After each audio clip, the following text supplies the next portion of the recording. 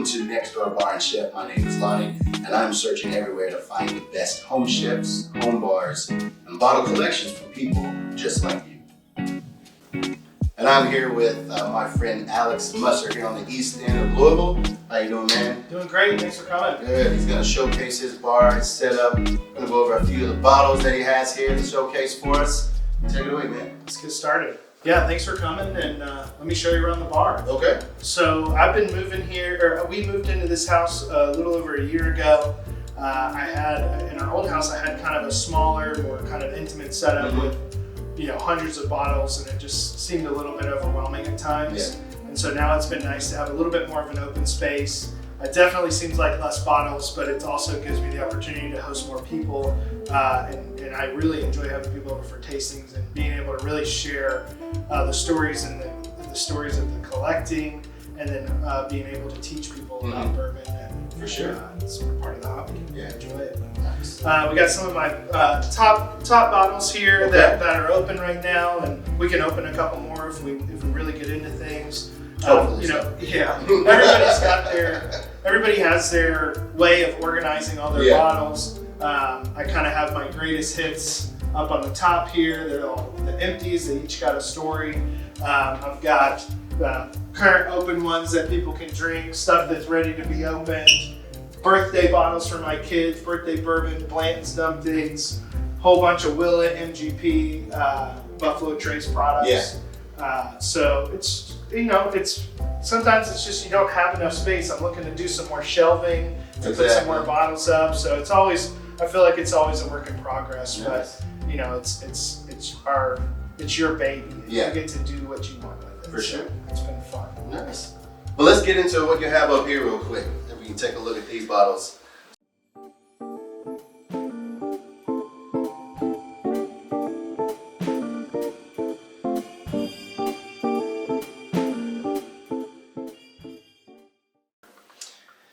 So let's start doing some pours here. So whether you've not had a lot of bourbon or you drink a lot of bourbon, have a lot of bottles, I always like to start off with something a little bit lower proof, kind of acclimate the palate. I really love Eagle Rare Store Picks, 10-year, 90 proof. Something that really is sweet. It kind of gets you. It's not too hot because eventually you always end up into really hot territory. So it's nice to get that kind of roll in here. Now, I think this is a Buffalo Trace product, and they just know what they're doing. They got only 3 or 4 recipes. And they got, so many products. And highly sought after. Every single. It's like even the lowest of the low is really hard to get at this time. So when you get a chance to get a part of it, it's it feels like Christmas morning when you stumble upon even just a regular Buffalo Trace sometimes.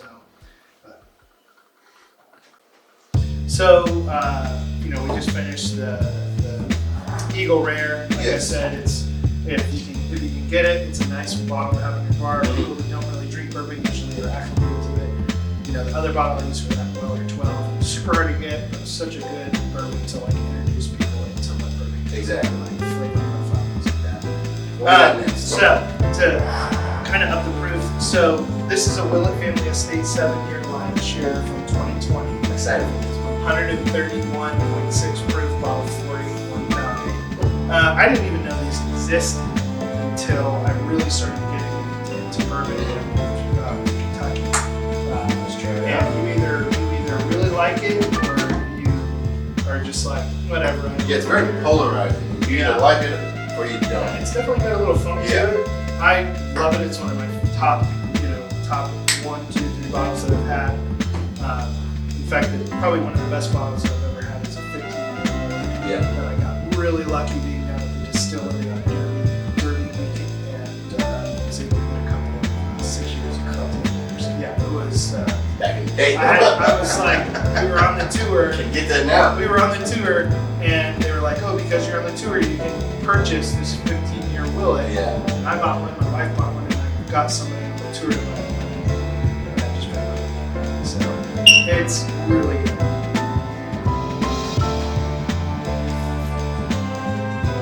It does not drink at 130 proof. The nose is. That's when it gets dangerous. You can't feel that heat. drinks smooth like that. I mean, it's packed with flavor. And even when you put like one little ice cube, it just it's like water. Yeah. Yeah. It's nice. Nice. Yeah. That's a good bottle right there. Wow. I've had a very difficult time describing the nose and the flavor profile to people who've never had it.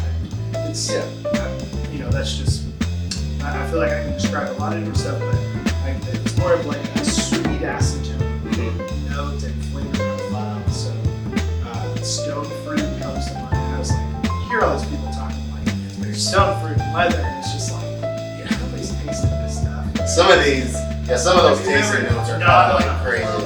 Yeah. It's like, oh yeah, that's the stone fruit. Burnt leather. Who's tasting that? Yeah. You know? And why is it good to you if you are? Yes. No problem with it. But really nice and sweet, well balanced. Some of the best bourbon I've ever had. All right. So what do we got next here?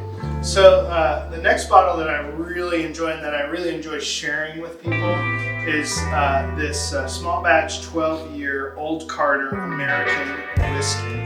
It's batch 2. It's 139.2 proof. Interesting thing about this bottle, it's bottle 666. So we're gonna put it down. Okay. Yeah.